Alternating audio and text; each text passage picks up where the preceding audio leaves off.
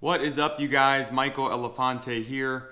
I wanted to start sharing with you guys. I've had a lot of interest and questions from friends and even strangers, kind of about how the Airbnb model works and how my wife and I are evaluating and investing in various properties that we plan to list as a short-term rental.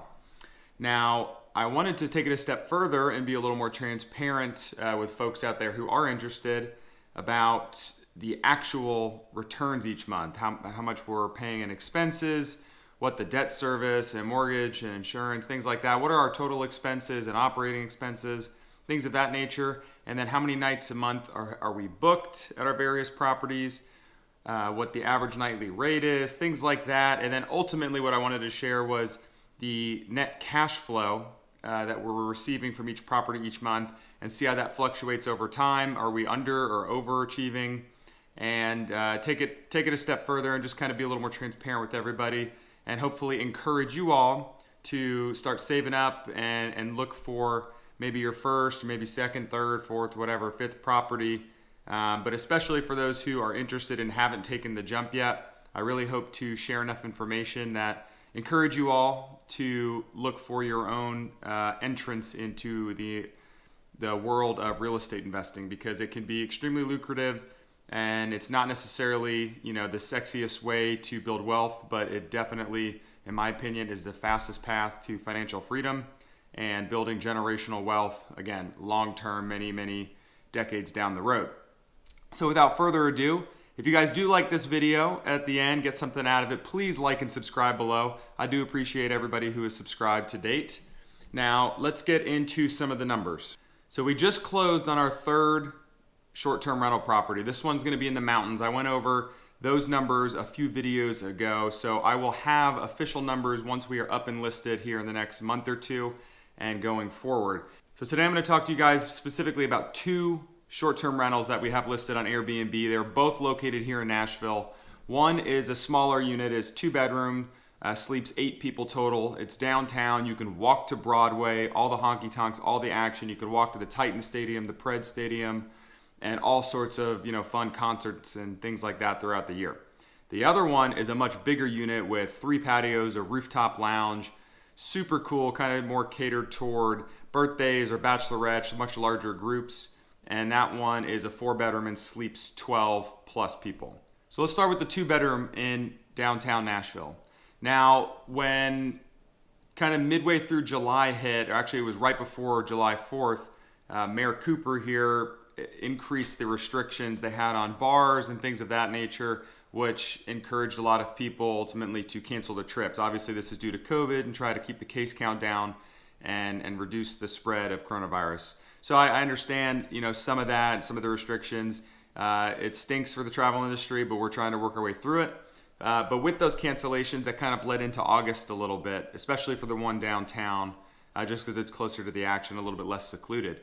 So what we had to do ultimately was lower our prices, and we actually got a renter in there for a couple weeks at a very, very favorable rate. We were probably a below break-even rate, but we just wanted to recoup some of the our costs and ultimately pad our losses from what we had was very lucrative bookings that were ultimately canceled during the end of July and the beginning of August. And then bookings ultimately started picking back up a little bit, but again, they're still at a lower rate. We're not getting as many during August as we were hoping for. Since then, it has really picked back up, and our prices are getting back to somewhat normal range, which is a very encouraging sign. So for the 2-bedroom downtown, we had 21 out of the 31 nights occupied in August, which isn't bad. Again, it wasn't at a favorable rate for us, but it was still enough to make a profit, which we were very happy about. So that comes out to a 67.74% occupancy rate, which for Nashville and a downtown Airbnb is probably normal occupancy. But again, these are not normal prices. So normally we would be booked that or maybe even more at better pricing. So keep that in mind when we're talking about the profitable cash flow that we have for this month in particular. Our total bookings revenue for the month for the 2-bedroom downtown was $3,560, which again is not near where we want it to be or where we forecasted it to be during normal times. But for right now, we'll take it because again, we'll get over to the cash flow here in a minute. and we'll take any profit right now, and we're seeing it increase each month, which is a very encouraging sign.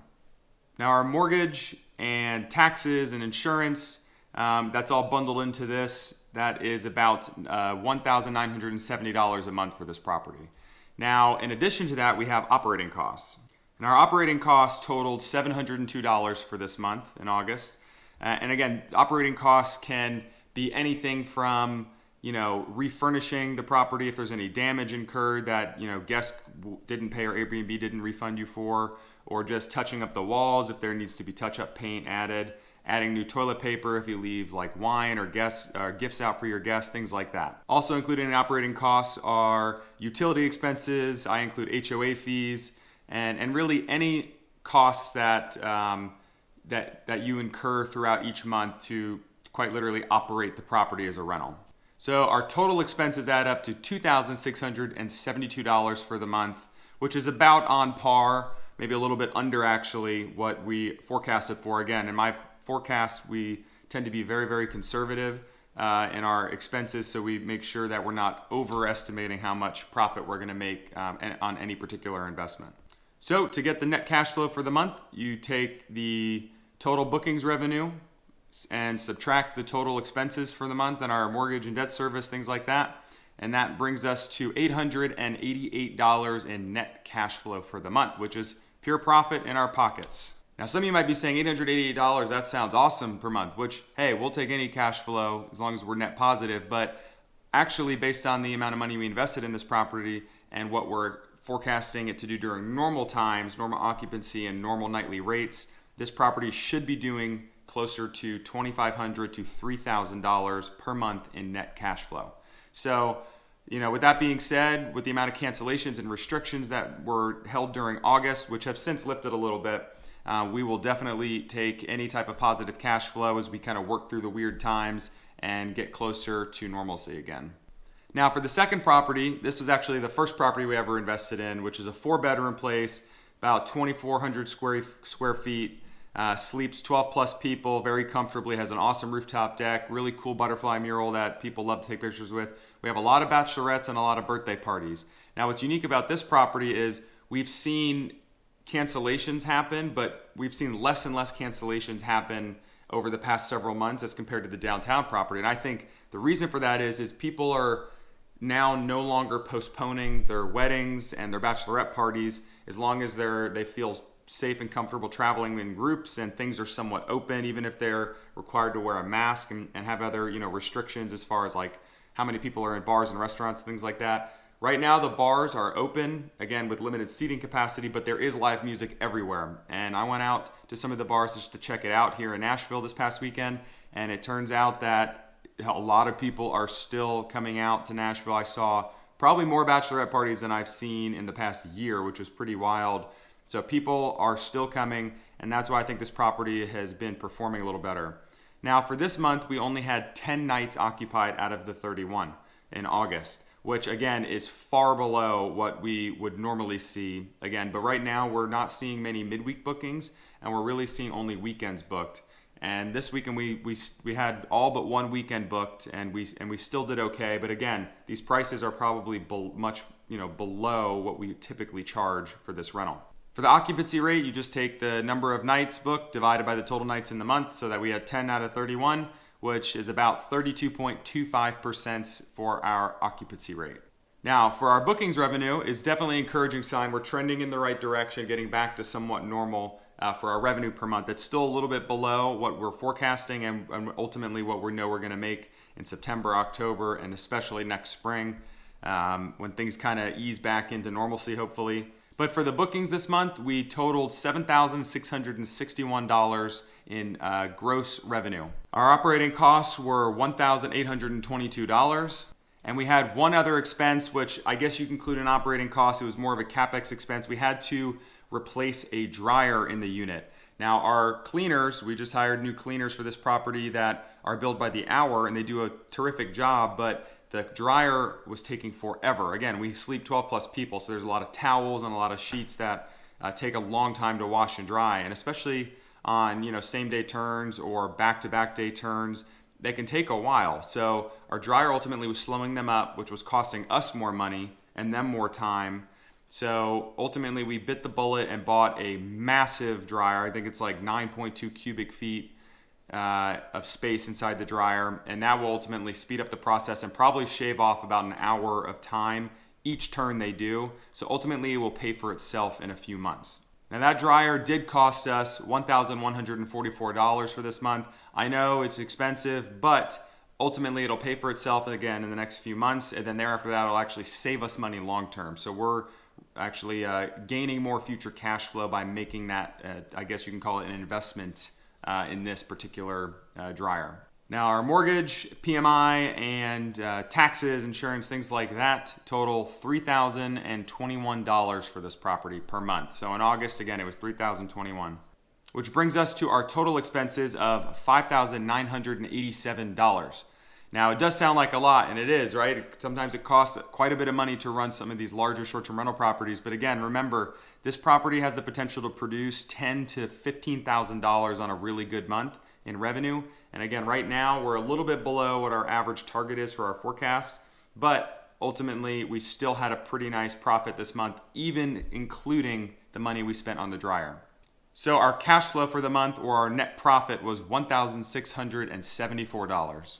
So if you add the two properties up, we had a decent month. It's definitely below what our forecast is. Again, we're kind of dealing with uncertain times right now. Was $2,562 in net cash flow for the month, which, hey, we will gladly take. Again, this is why investing in rental properties is so powerful, is because you can invest in these properties, have somebody else pay the loan down, again, which is separate from cash flow. So we're making a bunch of money on loan pay down. They're paying down the principal for us on both of these properties, paying the loan back to the bank for us, and ultimately capturing whatever appreciation that we capture as well. Now in future months, I hope to show you guys what a normal month would typically look like. We'll try to do this about every single month. And again, we'll include other rental properties that we acquire over time.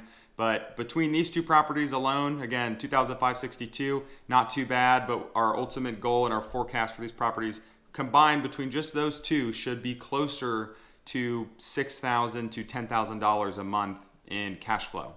So I hope to show you guys some exciting results over the next few months as you follow along. But here are my final thoughts so far from the month of August of 2020. I think we dealt with a second wave of cancellations once the mayor increased some of the restrictions around COVID and capacity limits, shut down the bars.